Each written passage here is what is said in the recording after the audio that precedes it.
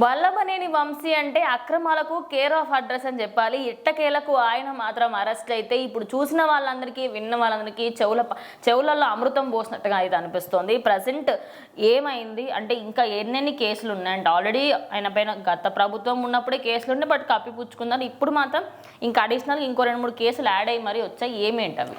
So ఖచ్చితంగా లోకేష్ గారు చెప్పారు, రెడ్ బుక్ అనేది ఉంది, ప్రతి ఒక్కరి పేరు దాంట్లో ఉంది, అందరికీ లైనప్లో ఖచ్చితంగా పడాల్సిన శిక్షలు పడతాయని చెప్పి. అయినా కూడా ఎలక్షన్ ముందైతే లెక్క చేయలేదు ఖచ్చితంగా. సో అప్పుడే కొంచెం ప్రిపేర్ అయ్యి అందరూ కూడా తగ్గుండాల్సింది. సో ఎలక్షన్కి ముందు ఇంకా మళ్ళీ వస్తామేమో అనే ఒక గీరతో ఇంకా ఎక్కువ చేశారని చెప్పాలి అందరూ కూడా. సో మరి వల్లభనేని వంశీ గారు ఒకప్పుడు టీడీపీ పార్టీ వాళ్ళందరికీ కూడా ఒక ఇష్టమైన నాయకుడు. ఖచ్చితంగా అంటే ఇతను ఇంకా నమ్మకం అంటే ఇతని గురించి చూసుకోవాల్సిన పని లేదు, పర్మనెంట్ నాయకుడు అనుకున్నారు అందరూ కూడా. మరి ఏమైందో ఏమో పర్సనల్ కారణాలు ఆయన చేసుకుని ల్యాండ్ కబ్జాలు కేసులు వేసామని చెప్పి అది ఇదని చెప్పి వైసీపీ వాళ్ళు కేసులు వేయడంతో ఆయన అయితే మళ్ళీ వైసీపీ పార్టీలోకి షిఫ్ట్ అయిపోయారనమాట.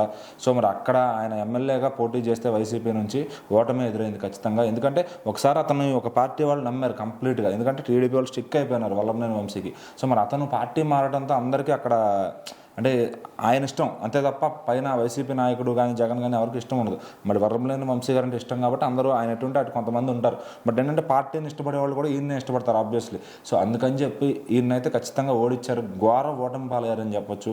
సో ఈయన కానీ ఈయన ఫ్రెండ్ కొడాల నాని కానీ. సో మరి కొడాల నాని ఉండి అటు ఈయనకి అక్కడ వైసీపీలో ప్లేస్ ఇప్పించి చాలా నీట్గా ఆయనైతే 5 ఏళ్ళు చాలా బాగా చూసుకున్నారని చెప్పాలి. మరి 5 ఏళ్ళు గెలిచినా కానీ అసలు ఎందుకు ఉన్నాడో తెలియనటువంటి క్యాండిడేట్ లాగా ఉండిపోయాడు ఆ పార్టీలో.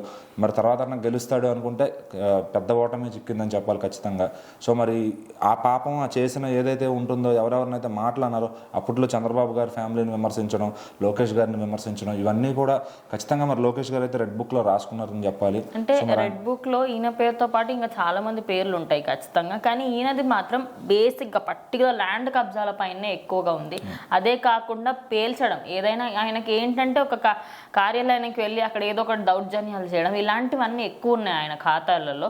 ఇంకా ఈ మధ్య కాలంలో ఏమైనా అడిషనల్గా యాడ్ అయ్యాయి అనుకోవచ్చా? అదే చెప్తుంది. సో అన్నీ చేయడానికి పార్టీ కార్యాలయం పైన దాడి చేయడం అంటే అంటే ఆయన కూర్చున్న పార్టీ ఆఫీస్ ఒకప్పుడు ఆయన కూర్చొని కూర్చే కదా. సో దాన్ని ఆ మాత్రం దాని మీద అటాక్ చేయాలని అంటే ఎంత పార్టీ మారితే మాత్రం అంత అవిశ్వాసంగా ప్రవర్తించాలా ఖచ్చితంగా. సో అదైతే చాలా తప్పు అనమాట. పార్టీ కార్యకర్తలందరినీ ఏదో ఈయన దగ్గర ఉన్న ఇన్ఫ్లుయెన్స్తో భయపెట్టడం, ఈయన దగ్గర జనసంచారం ఉంది కదా అని చెప్పి వాళ్ళ మీద అటాక్ చేయడం.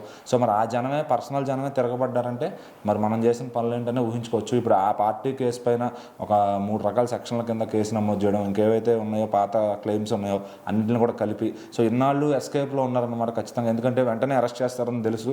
సో ఎలాగోలా తప్పించుకొని ఎక్కడో మై హోమ్ అపార్ట్మెంట్స్ వాటిలో ఎక్కడో స్టే తీసుకుని ఉంటున్నారు అని తెలిసి ఇవాళ పొద్దునైతే వాళ్ళు పట్టుకోవడం జరిగింది. సో ఖచ్చితంగా పోలీసులు అందరూ చాకచక్యంగా పట్టుకుని ఆయనైతే తీసుకెళ్ళి తరలిస్తున్నారు అన్నమాట జైలుకి.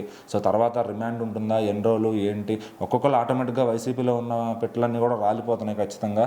సో నెక్స్ట్ ఈరోజు ఈయన దొరికాడు, ఇంకొక రోజు కొడాల నాని కూడా ఆయన కూడా ఎస్కేప్లో ఉన్నాడు కాబట్టి మరి ఆయన కూడా ఖచ్చితంగా దొరుకుతాడు.